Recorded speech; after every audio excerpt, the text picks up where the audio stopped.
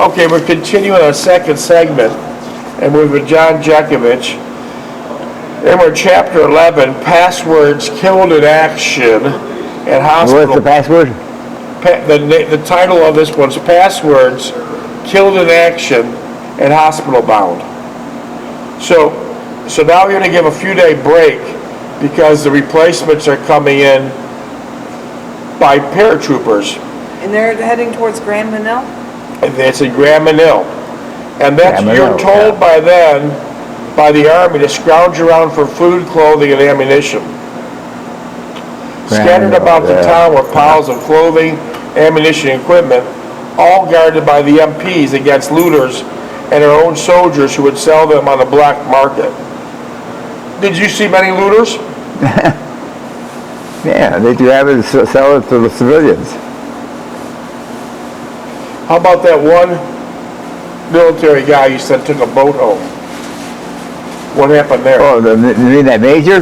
Yeah, what happened there? We don't know. We don't know. How did he get a boat? We got that boat through 4 countries. All requisition and everything. All kinds of transportation and everything. And where did it end up? That was a $300,000 boat. Where did it end up? Minnesota. Minnesota. Did you ever see the boat? So, you only heard about it, right? Yeah, heard about it, yeah. So the major had to go through 3 or 4 different countries at the taxpayer's dime. And then how did he get everybody to agree with him? Yeah, that's another story. And then from there, he'd end up in Minnesota. Yeah. Yeah, so that was going on all the time. Going on all the time.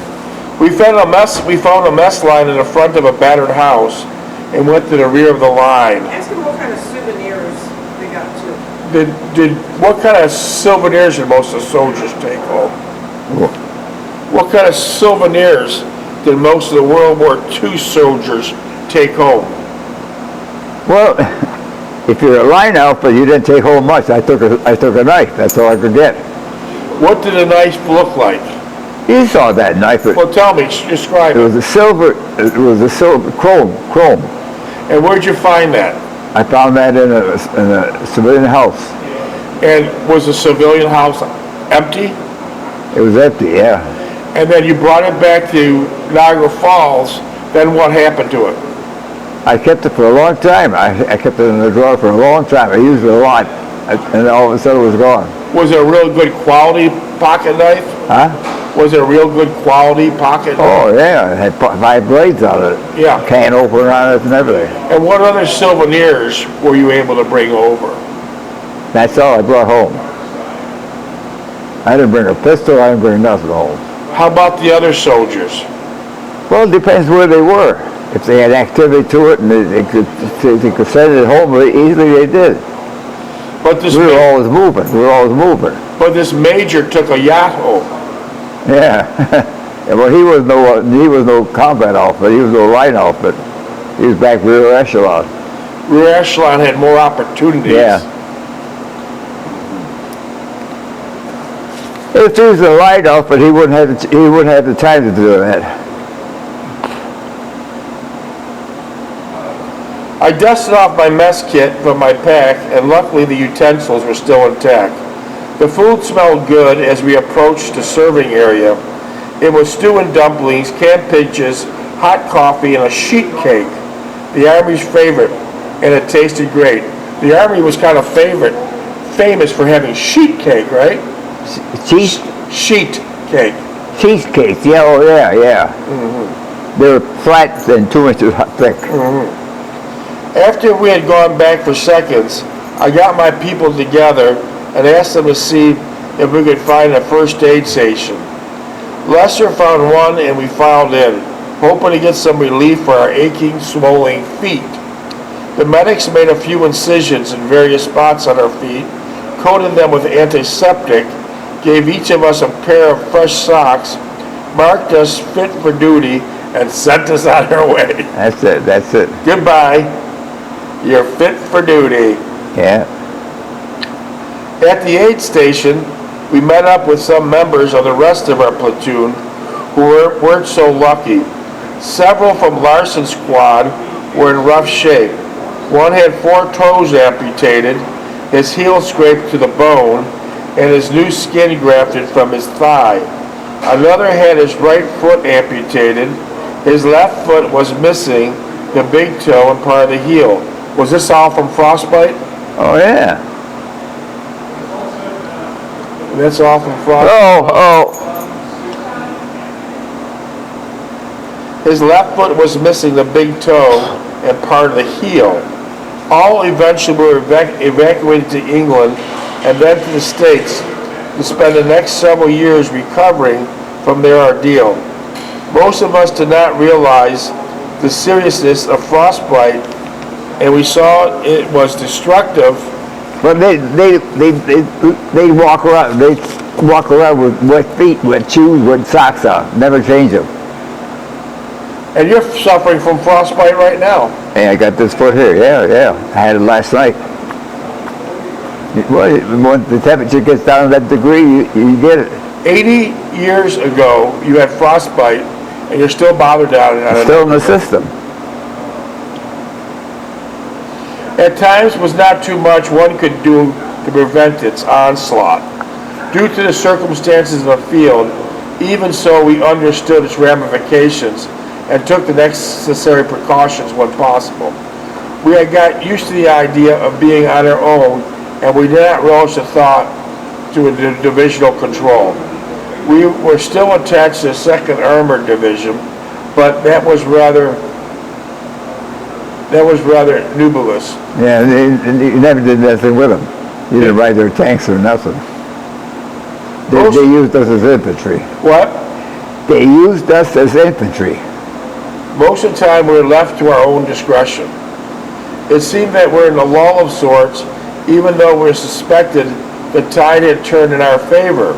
The sight of the first American and Allied fighter planes a day or two confirmed that we had attained the offensive and that the fighting would soon be over. As we waited for the division to catch up with us, we took it upon ourselves to seek out a place to sack out, for some of us needed much needed rest.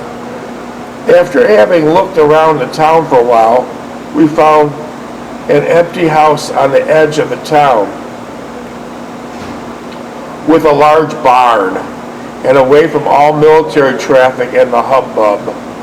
We entered the barn and quickly closed a large sliding door which took most of the side of the barn.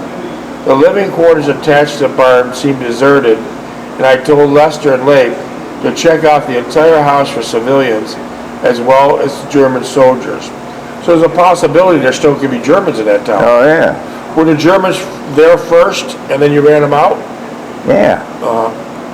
The barn was loaded with hay, and I looked about for a good spot to rest the bed down. Lester and Lake returned shortly and stated the entire house was empty, and it appeared to them it had been that way for some time. Upon hearing this, I suggested we all find a spot to sack out, but they should keep their weapons within reach. It was not too long before we're all sound asleep. By taking this form of action, we discarded the first rule of combat. Never put yourself in a compromising situation. The first rule of combat. What? Never put yourself in a compromising situation. Yeah. Always post guards in a hostile environment. We must have slept through the early morning, evening hours, and most of the night. When I first stirred, I looked at my watch. It was 4:30 hours. I lay there. In the afternoon. Yeah. I lay there a while to hear any usual sounds. It was deathly quiet outside. The first thought came to mind, what if everyone had left and we were here alone with the Germans already flushing into town at the very moment? So when you woke up, you thought the American military's gone because the Germans ran them out. And you Everybody evacuated. You guys slept through it. I got up and buckled my cartridge belt, checked my M1 for a loaded clip, and went to the side door. I put my ear to the door but heard nothing. I then went to the kitchen window entrance and peered out of a small rectangular window. It was too dark to see anything, and I decided to step outside. I walked down the street, keeping well into the shadows of the houses, and I came to an intersection. It was here that I saw several jeeps and half-tracks. Suddenly, there was a crisp halt and give the password. I was taken by surprise, for I did not know where the voice was coming from. Password. Again, the voice repeated. By now, I recovered my thoughts sufficiently and said I was from the 75th and I do not know the password. What's your outfit? Was the stern retort. H Company 291, I replied, half sheepishly, expecting a round to come through my helmet at any second. A figure emerged from beneath of one of the half-tracks and approached me cautiously, his Thompson at the ready. It was an old young soldier about my age, but taller and more muscular. Where are you from? He asked, and I replied, he asked as he came up to me. Niagara Falls, New York. I replied, relaxing somewhat. He smiled, one of those honeymooner guys. I smiled and raised both of my arms before me in this manner, relieved somewhat by the friendliness. He then told me that I could get some chow up the road in about an hour. He also stated that we'd be pulling out shortly, and that most of the outfit had pulled out during the night, and the only reason that we were left is to repair several half-tracks. I told him I had what I was left of the squad up the road, and they would be grateful for the chow. He smiled and said I should get down there to the kitchen before they pulled out. So it was always a mission looking for something to eat. Yeah. So his group, how many were at the house that he was? How many were in the barn with you? Or the barn, How many? Yeah. Probably half a platoon. which is how many? About 35 people. Okay. I thanked them and got to the barn while they're sleeping. I gently shook them and started to stir, told them to get their stuff together, we're going to get some hot chow and move out of here. They liked the idea of hot chow, but the moving out part, they were not too enthusiastic about, knowing only too well what that denoted. After breakfast of hot cakes and coffee, the second lieutenant came up to us and said he would look after us, whatever that meant. He informed us that the Germans were attempting to break out of the broad front, and this was part of our job to stop as many as we could. They had gotten themselves into a fortified goose egg, and it was up to us to see that they did not get out now. What does the goose egg mean? What's a goose egg? What? What does a goose egg mean? What's a Goose egg? fortified goose egg? Goose egg. It says they got themselves into a fortified goose egg. The Germans did. Say again. You said in your book that have gotten themselves into a fortified goose egg. Let me have it. Okay. Oh, they were surrounded. Okay. We would stay with the 2nd Armored for the time being. Our division, the 75th, was disjointed. It would take several days before they got it all sorted out. Ask him how many hot cakes. How many hot cakes he got? How many hot cakes did you eat that day? How many hot cakes? Yeah. I don't know, 15. But the hot cakes was no bigger than that cup, top of that cup. Okay. He's only putting them on the camp stove. From what else the lieutenant said, the high command was determined to make a stand in the vicinity and stop the Germans dead in their tracks. One of the 2nd motorized patrols had just returned and reported the entire Panzer Battalion stalled in the little village of Celis, 25 miles east of here. The townspeople informed them that the German tanks were out of gas. That was bad. They keep in the cold weather. They keep those tanks running. They freeze up.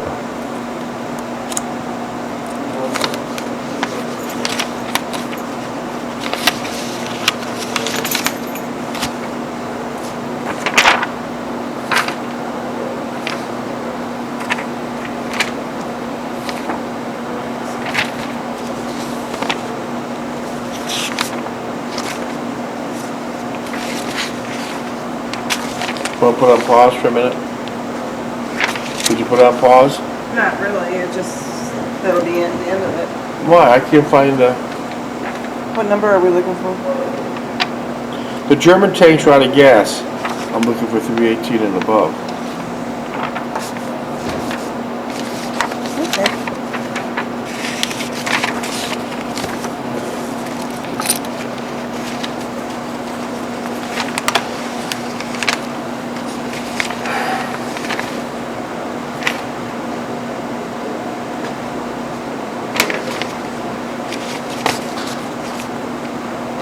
So that was the problem with the German Panzer tanks. They always were short on fuel. Yeah. Well, they're on a go all the time. It disabled the hell out of them. Stand by, we're looking for page 319.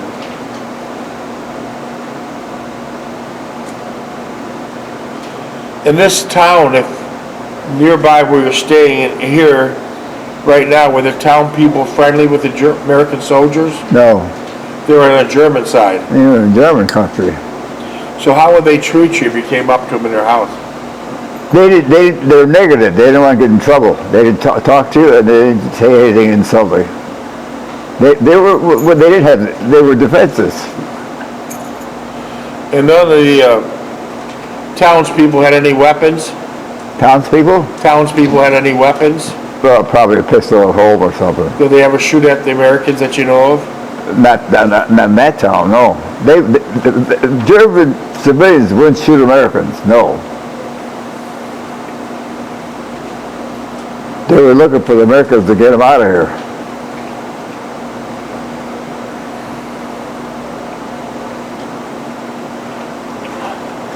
How many Panzer tanks do you think there were altogether? Who? How many Panzer tanks do you think there were altogether? Tanks? Panzer tanks, how many do you think were made? In the country? In Germany, how many did... Well, there's probably 5 tanks to an outfit, and there's about 50, 60 outfits in the country, German country. That's about 200 tanks they made. I wonder and they're where... still making them because they get destroyed. I wonder where they were made. In Germany.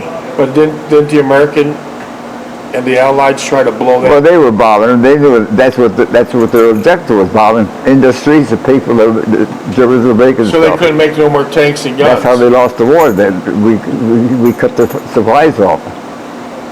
So they couldn't make any more tanks and guns? Yeah, they couldn't. Well, we cut them off. Hello, hello, hello. Yeah, it's the old game.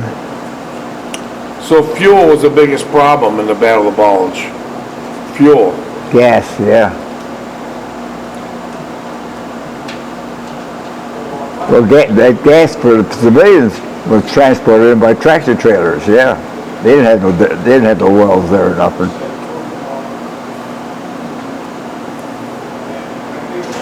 Unbelievable. Well, those civilians over there got hit good, pretty good. No food, always in jeopardy.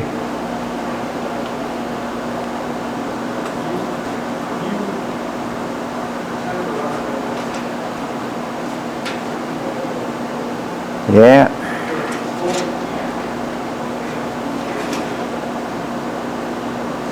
Seems like you guys are always looking for food. Oh? Seems like during the Battle of the Bulge, American soldiers were always looking for some type of food. For some type of food. Food. The American soldiers. It seems like... Well, they were brought up with Merbite cans and everything else if they could get it up.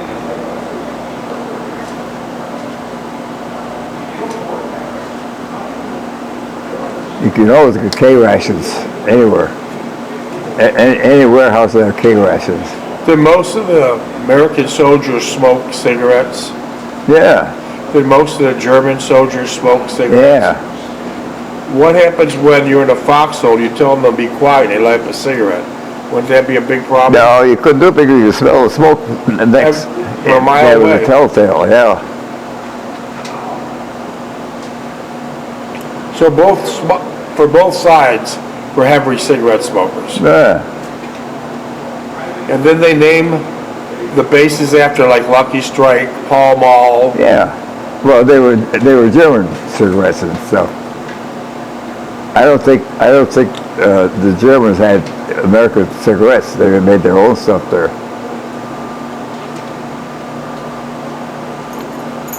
How about the time you said someone shot a deer? Where was that at? What? Someone shot a deer to eat. Where was that at? You mentioned that one of the American soldiers shot a deer in the woods. Oh, and the little baby deer was inside of it. Yeah. Where was this at? Do you remember? That was in Belgium. And He did was just screwing around. That's all. he cook the deer? Huh? Did he cook the deer?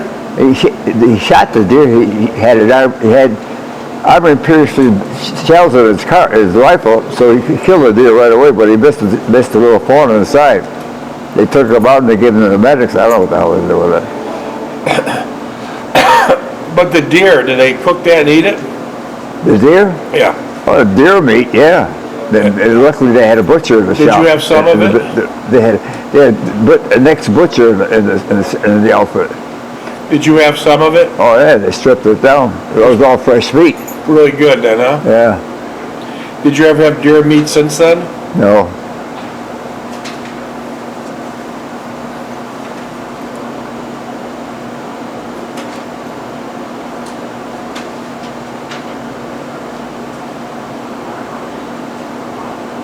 Never seen any black bear though. You did? No. No? What else did you see besides deer?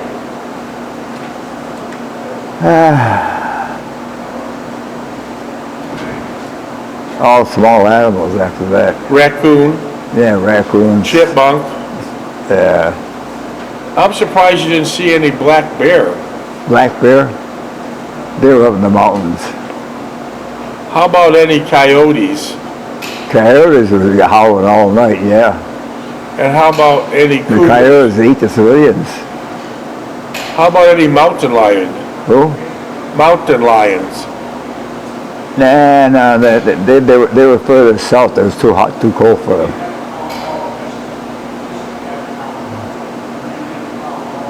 Did you see plenty of deer? Huh? Did you see plenty of deer? Yeah, deer were wild. Deer were wild, yeah. That must have been a big size deer compared to what's in Florida. Oh, yeah. Big size deer compared to what's in Florida.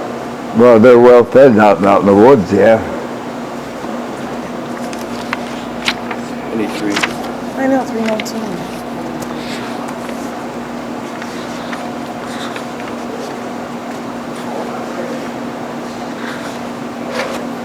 I'll go with what I got. Okay. The Panzer Battalion off guard and with no gas. Some were fleeing on foot.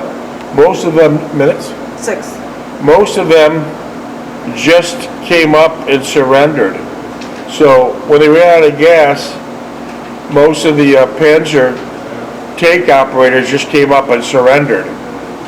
We waited for the Lester's return. You mean the Germans surrendered Yeah. their tanks? I don't think so. No? No. Okay, the Panzer.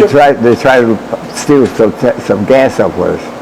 Okay, the Panzer Battalion off guard with no gas for their tanks. Some were fleeing on foot.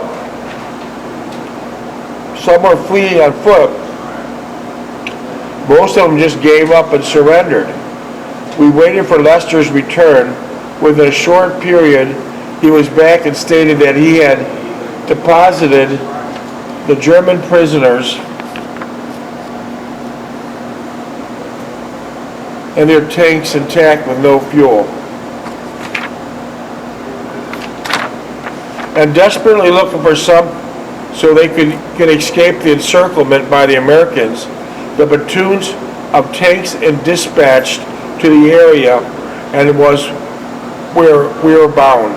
Traveling in a half-track, we sped along the road to Celis, along with an assortment of other half-tracks, jeeped, and self-propelled guns. Our stomachs were doing flip-flops. We were getting into the battle with tanks, and our protection would be a bunker, if we were lucky.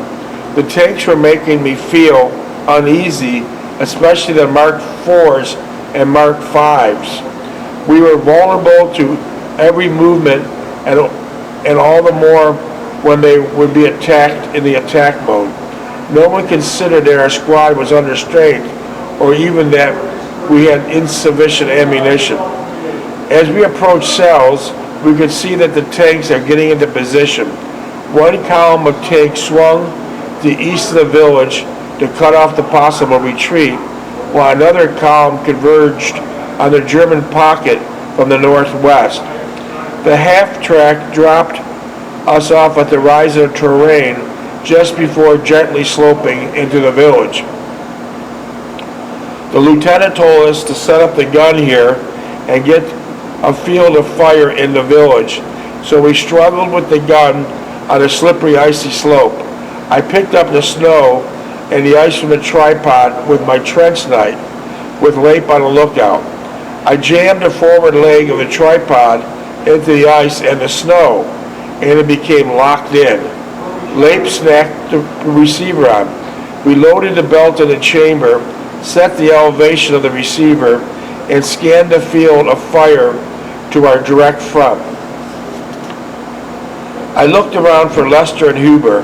They were trying to dig in the frozen ground, but eventually gave up and began looking for some other means of protection.